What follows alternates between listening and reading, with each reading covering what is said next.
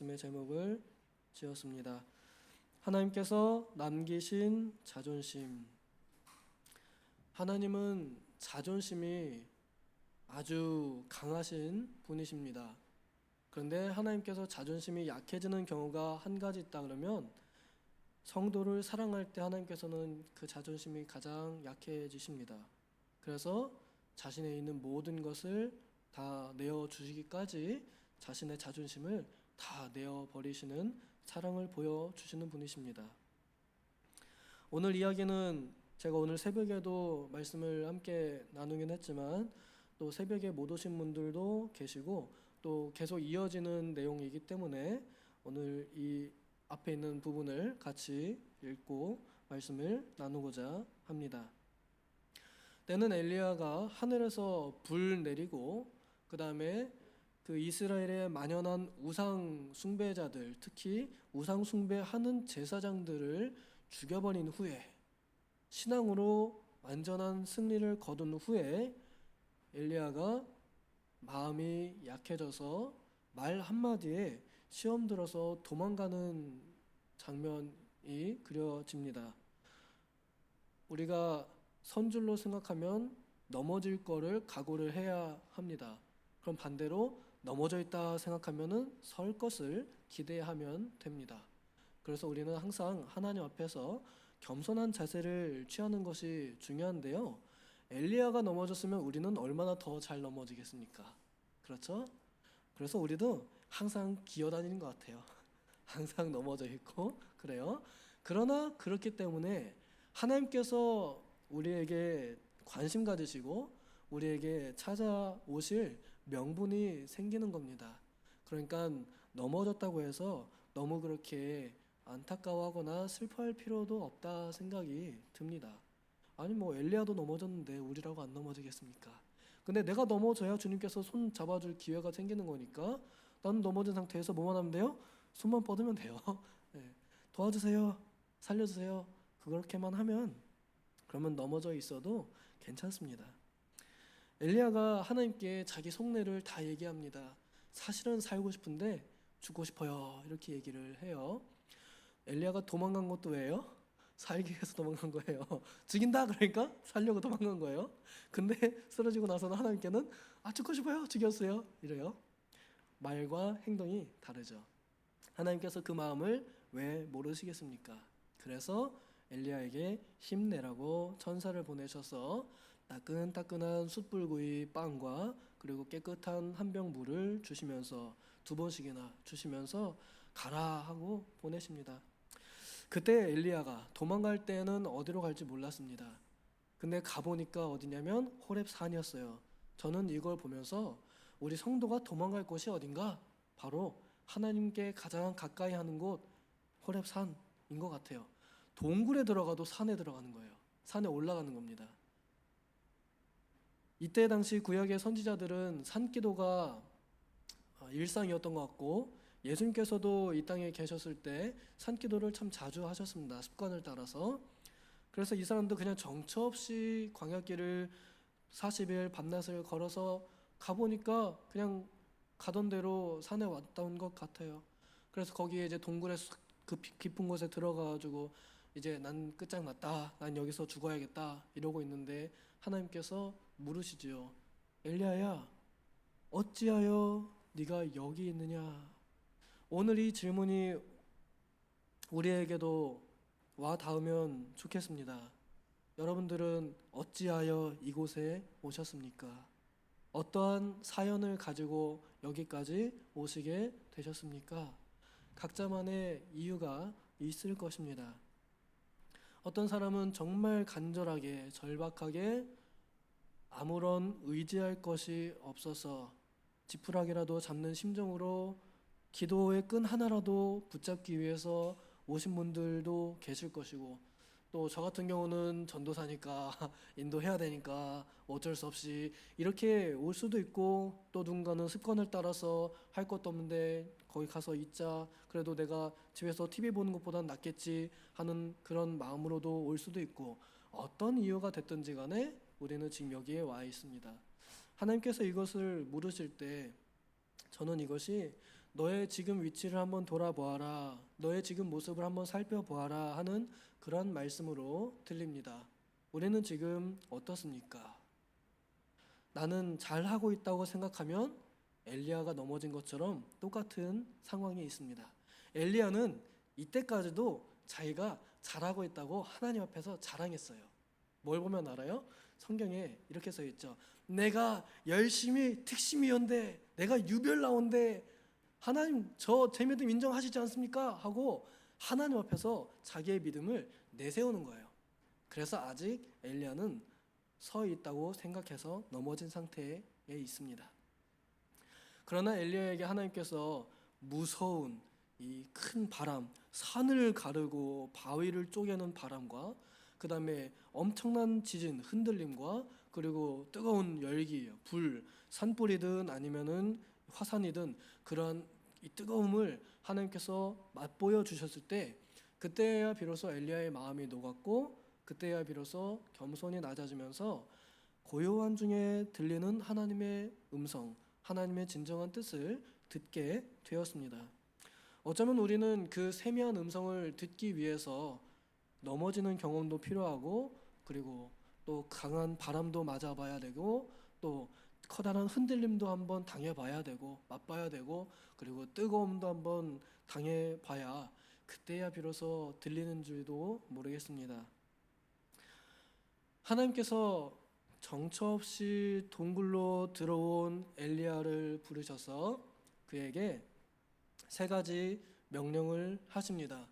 이제 앞으로 어디로 가야 될지 모르는 엘리야에게 다메섹으로 가라. 거기서 아람의 왕을 찍어주어라. 그 다음에 이스라엘의 왕을 찍어주어라. 그 다음엔 너의 구계자를 찍어주어라 하고 그의 나머지 할 일을 가르쳐 줍니다. 하나님께서 어디로 가야 하는지 가르쳐 주신 것, 이것이 큰 은혜입니다. 엘리야는 지금 이제 다 이겼거든요. 완전하게 이겼어요. 그래서 이스라엘 백성들이 여호와가 진짜 신이다. 그래서 이제는 바알 안 섬기겠다라는 이런 분위기가 바뀌었기 때문에 여론이 바뀌었기 때문에 이제 엘리야가 더 할 일이 없어 보일 수도 있어요. 그래서 어떻게 보면은 허탈감에 그렇게 좌절했는지도 모르겠습니다. 그런 엘리야에게 하나님께서는 아직 끝나지 않았다. 어디 네 맘대로 멈추려고 하냐? 어디 네 맘대로 주저앉냐? 일어나라 하고 등 떠밀어서 지금 다시 왔던 길로 돌아가라 하는 겁니다. 40일 밤낮거리를 다시 가라고 하십니다. 그리고 그보다 더 멀리 갑니다. 더 멀리 남아있는 길을 하나님께서 보내십니다. 그러나 이때의 길은 그렇게 힘든 길이 아니고 그렇게 어려운 길이 아닙니다. 왜냐하면 이제 내가 어디로 가서 무엇을 해야 하는지 알게 되었기 때문에 그래요. 여기 동굴까지 왔을 때는 네가 어디 있느냐라고 이렇게 물을 때 나는 열심히 특심해서 이랬는데 나밖에 없어요. 다들 뿌리쳤어요. 이렇게 변명했다 그러면 이제 그 다음에는 네가 어디로 가느냐라고 하면 대답할 말이 있죠. 어디예요? 다메섹으로 갑니다. 아람의 왕 세우러 갑니다. 이스라엘의 왕 세우러 갑니다. 제 후계자 세우러 갑니다. 하고 할 말이 있게 되는 겁니다. 저는 이것을 국제 정세와 그리고 국내 정세 그리고 영적 세계의 정세를 준비하는 일이라고 생각합니다. 하나님께서 이 세상에 자신의 뜻을 나타내시기 전에 하나님께서 자신의 일을 하시기 전에 하나님의 사람을 보내셔서 그의 뜻을 미리 알리는 것을 하나님께서는 기뻐하십니다. 그래서 선지자들은 먼저 가서 하나님의 뜻을 선포하는 역할을 하고 있어요. 우리 옛날에 임금님 행차하실 때 물러거라 하고 그다음에 엎드려라 하는 그 외치는 사람들 있잖아요. 그런 역할을 하는 겁니다.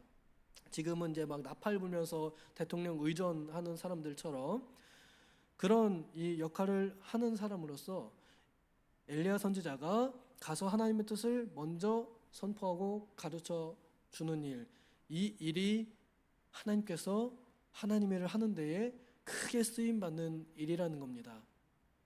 이 일을 엘리야가 하지 않으면 그러면 왕이 세워지는 것도 하나님의 뜻에 또 잘 맞지 않게 될 수 있습니다.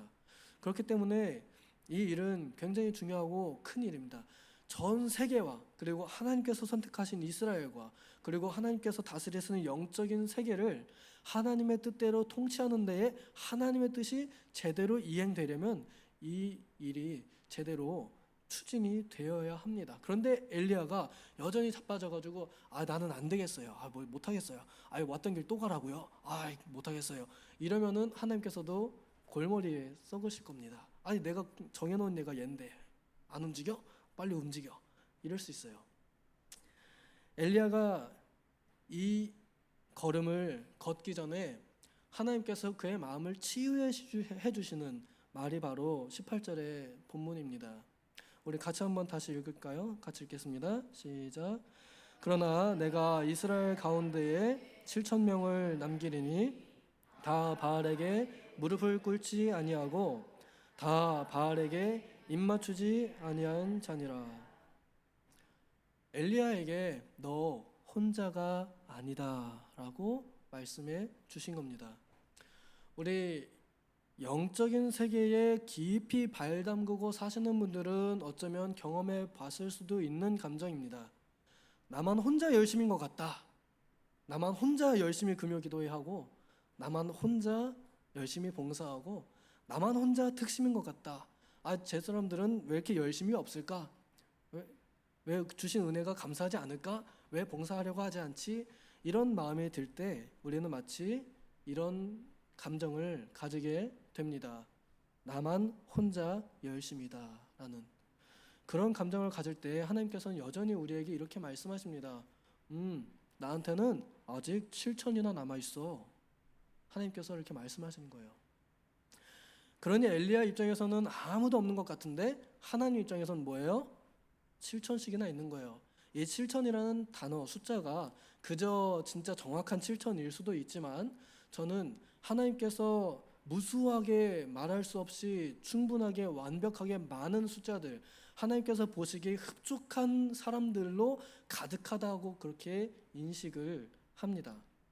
그러니까 엘리야 눈에는 아무도 안 보이는데 하나님 눈에는 가득한 거예요. 이 지상을 내려다볼 때 바알에게 무릎 꿇지 아니한 사람이 엘리야 혼자뿐만 아니라 그 주변에 아주 가득가득한 엄청나게 많은 겁니다. 그래서 하나님께서 엘리야에게 가르쳐 주시고 자랑하시는 거예요. 야, 나한텐 이렇게 많아. 난 충분해 라고 하는 거예요. 그리고 너도 있어야 돼. 난 그래도 네가 필요해. 말씀하신 겁니다. 수많은 엘리야들이 오늘 우리 한국 교회에 있습니다. 우리 교회에도 있습니다. 저는 오늘 여기 모인 여러분들이 오늘날의 이러한 엘리야 같은 위치에 있다고 생각이 듭니다. 우리만 열심히 특심이라서 금요기도에 나오셨죠. 그렇죠? 제가 점점 청년분들의 이 참여도가 떨어지는 것 같아서 좀 오시라고 권유를 했더니 그래도 오긴 왔네요. 잘 왔어요. 네, 하나님께서 보실 때에는 충분하지만 우리 눈에는 별로 없는 것 같아 보여서 그래서 우리가 힘들 때가 있습니다. 저도 금요 기도에 인도할 때 보면은 참여율 낮으면 차라리 그냥 안 하고 나도 부목사님도 산기도 가면 좋겠다 그런 생각도 들어요. 그러니까 없앨 거면 차라리 없애고 할 거면은 제대로 하자. 근데 지금 뭐예요? 안 없앴으니까 제대로 해야 될 거 아니에요. 그래서 많이 이렇게 오면 좋겠어요. 어떻게 하면은 많이 오게 할 수 있을까 고민하면서 이제 얘기하는 거죠. 근데 내가 볼 때는 부족하지만 하나님 볼 때는 어떻게 하는 거예요? 충분하다는 거예요. 그래서 뭐냐면 내가 볼 때는 옆에 자리가 비어 있고 별로 없는 것 같아 보이지만 누구는 만족한다? 하나님께서 만족하신다. 그러니까 이 엘리야가 이제 여기서 하나님의 만족을 자기의 만족으로 받아들이게 됐기 때문에 앞으로 남은 길을 걸어갈 수 있었다 하는 것입니다. 우리의 마음도 이렇게 받아들이면 좋겠습니다. 내 눈에는 안 보이지만 하나님 눈에는 가득하게 보인다. 그래서 우리의 시선이 내가 지금 당장 눈에 보이는 것만 보는 게 아니라 하나님께서 보시는 시선을 보면 좋겠다. 하나님의 시선을 가지면 좋겠다 하는 것입니다. 엘리야가 하는 일은 중요한 일입니다. 다음 세대를 준비하는 일입니다. 오늘 왜 제가 이 말씀을 준비했느냐면 이제 우리 계약신학연구원 다음 주면 또 개강하거든요. 이제 와서 또 여러분들 중에서 누군가에게 등록하세요 이러면은 아마도 안 하실 줄 알아요. 그렇지만 그래도 계속 얘기는 하고 싶어요. 기회는 항상 있는 건 아닙니다. 1년에 2번씩 있습니다. 마지막 시대를 우리는 지금 살아가고 있는데 우리의 다음 세대, 그러니까 한국 교회의 다음 세대에 한국의 교회가 얼마나 남아 있을까 통계를 이렇게 내보는 사람들이 있습니다. 그러니까 지금은 아직 기성세대들이 자리를 잡고 있으니까 교회 건물도 유지되고 교회 이름도 유지되고 십자가도 아직 남아 있지만 다음 세대가 그것을 계승하게 된다 그러면 여러분 지금 우리 청년들이 우리 교회를 지켜야 된다고 생각해 보세요. 쉽겠어요? 어렵겠어요? 우리 장년부가 한 150명 된다 그러면 청년들은 한 20명 될까요? 30명 될까요? 그거 감당할 수 있을까요? 쉽지 않을 겁니다. 이 교회의 십자가 지키는 거 쉽지 않을 겁니다. 좀 더 보태서 중고등부 아이들 10명도 안 됩니다. 그 다음에 초등부 아이들 걔네들 10명 좀 넘죠. 그 다음에 유치부 아이들 몇 명 안 되지만 걔네들 다 합쳐봤자 지금 장년부 채우는 데에는 지극히 모자랍니다. 그럼 어떻게 해요? 문 닫을까요? 미리? 미리 포기할까요? 아니에요. 할 때까지 끝까지 남아서 하는 거 이게 엘리야가 걸어갔던 길이에요. 결국엔 이스라엘 망했습니다. 하지만 이때 신학교 문 닫지 않았고요. 그 다음 총장 엘리사 목사님 세워서 계속 이어갔습니다. 우리 신학교도 이런 역할을 저는 한다고 생각해요. 다음 세대를 준비하는 기관이라고 생각합니다. 거기에는요 목사님 될 사람들만 오는 게 아닙니다. 각 교회에 일꾼들이 다 모여 있습니다. 그들 중에서 주일만 출석하는 사람은 거의 없어요. 다 일일 몇 개씩 한 사람이 몇 개씩 봉사를 감당하는 사람들입니다. 그 교회의 핵심 봉사 자원들이죠. 그들이 모여 있습니다. 그래서 이 기관은 중요하고 또 희망이 있습니다. 그러면은 제가 생각할 때 우리 계약신학연구원에 한 학기에 100명씩만 수강을 한다 그래도 우리 교단에 희망이 있을 것 같아요. 그러면 우리 교회도 한 10명 들어가 있고 막 다른 교회도 한 10명, 10명 막 들어가 있고 그러면 그 사람들이 내는 이 힘이 얼마나 크겠습니까? 평신도 사역자라는 단어가 우리에게 이제 익숙한데요. 이제는 목사님만 사역자가 아니란 말입니다. 원래 그래요. 원래 목사님만 사역자가 아닙니다. 모든 성도들이 다 사역자입니다. 근데 누가 그걸 이렇게 갈라치게 해놔가지고 아주 피해를 보게 만들어놨죠. 성도들은 힘 안 쓰게 만들고 목회자들은 힘들게 만들고 이제 그렇게 생각하시면 안 됩니다. 누구든지 하나님의 일꾼으로 쓰임받을 자격이 충분하다는 것. 그리고 그 부르심은 우리가 죽는 날까지 계속된다 하는 것입니다. 끝까지 가라고 하는 데까지 가지 않으면 안 되는 그런 때입니다. 그래서 등록하시라고도 하고 등록하지 못하시겠으면 기도라도 해주세요. 그래서 일단은 교수진들, 그 다음에 재학생들, 그리고 재정 요 3가지는 기도해 주시면 좋겠습니다. 교수진들이 다 목회 현역들이시기 때문에 굉장히 바쁩니다. 그런데 목회하면서 강의하는 거 준비하기가 쉽지 않습니다. 하나님께서 지혜를 주시고 또 능력을 주셔야 됩니다. 그리고 교수진이 훌륭해지는 만큼 우리 교단 신학교의 수준이 올라가게 되어 있습니다. 그리고 학생들 허투루 해서는 안 되거든요. 교수님들이 엄청 열심히 준비해 오시는 만큼 잘 따라와야 됩니다. 그런데 거의 다 직장인들이라 굉장히 힘들어하고 버거워합니다. 그래서 그들에게 영적인 지혜와 그리고 육신적인 힘이 필요합니다. 이거 정말 우리가 기도해 줘야 됩니다. 학생들이 없으면 문을 닫을 거거든요. 가르치는 교수님들도 힘이 없을 거거든요. 현장으로도 온라인으로도 열심히 참여하고 그 다음에 재정적으로도 뭔가 좀 해야겠는데 자꾸 돈이 없다고 해서 못한다 그러면 그것도 뭐 일이 잘 안 됩니다. 그래서 재정적인 후원도 많이 필요합니다. 우리 교회에서만 좀 후원을 하고 있는데 개인적으로도 후원을 얼마든지 할 수 있는 방법이 있습니다. 그런 이 하나님 나라에 대한 인식과 그리고 미래에 대한 기대와 소망을 가진 사람들이 계약신학연구원 우리 교단에 남은 유일한 신학교를 잘 좀 챙기고 생각하고 그리고 기도하면 좋겠습니다. 저는 확신하는데 이게 신학원 문 닫으면 이제 우리 교단 없어진다고 저는 확신합니다.